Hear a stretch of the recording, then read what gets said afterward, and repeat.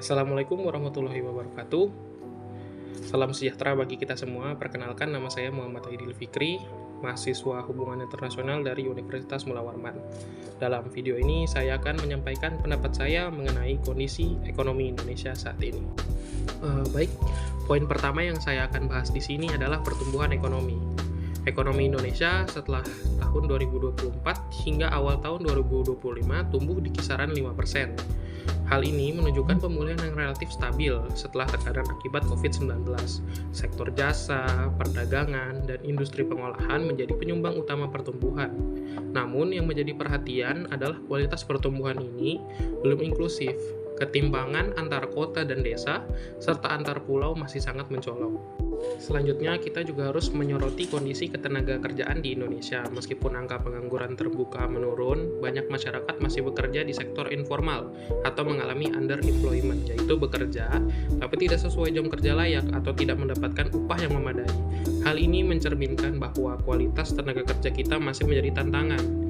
Sistem pendidikan kita belum sepenuhnya mampu menjawab kebutuhan industri. Maka dari itu, reformasi pendidikan dan pelatihan vokasi menjadi sangat penting untuk menciptakan tenaga kerja yang produktif dan adaptif terhadap perubahan.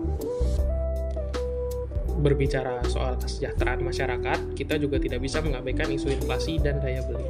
Sepanjang 2024 hingga awal 2025, inflasi memang cukup terasa, terutama karena kenaikan harga pangan dan energi.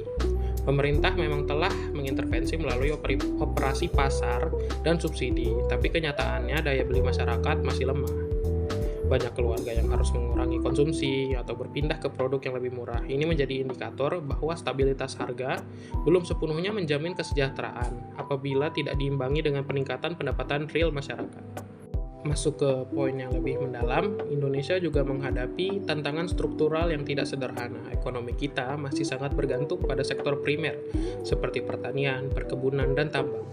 Padahal sektor ini memiliki nilai tambah yang rendah dan rentan terhadap fluktuasi harga global.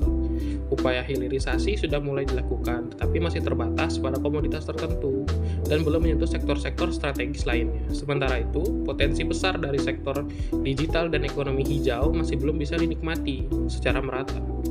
Akses digital yang belum merata membuat kesenjangan semakin tajam antara desa dan kota, antara wilayah barat dan timur. Ini adalah tantangan nyata dalam mendorong transformasi ekonomi menuju masa depan yang lebih berkelanjutan dan inklusif. Namun, bukan berarti kita harus pesimis, justru sebaliknya. Indonesia memiliki peluang besar untuk menjadi kekuatan ekonomi regional dan bahkan global. Bonus demografi, kekayaan alam, serta posisi strategis di jalur perdagangan dunia merupakan modal besar yang tidak dimiliki semua negara. Kunci utamanya adalah sinergi antara kebijakan pemerintah yang visioner, dunia usaha yang progresif, dan masyarakat aktif berpartisipasi. Diperlukan strategi jangka panjang seperti meningkatkan produktivitas tenaga kerja, mendorong diversifikasi ekonomi, membangun infrastruktur berkualitas, dan memastikan bahwa pertumbuhan ekonomi berdampak langsung pada peningkatan kualitas hidup masyarakat. Sebagai penutup, saya ingin menegaskan bahwa kondisi ekonomi Indonesia saat ini adalah cerminan dari sebuah proses pemulihan yang masih berjalan.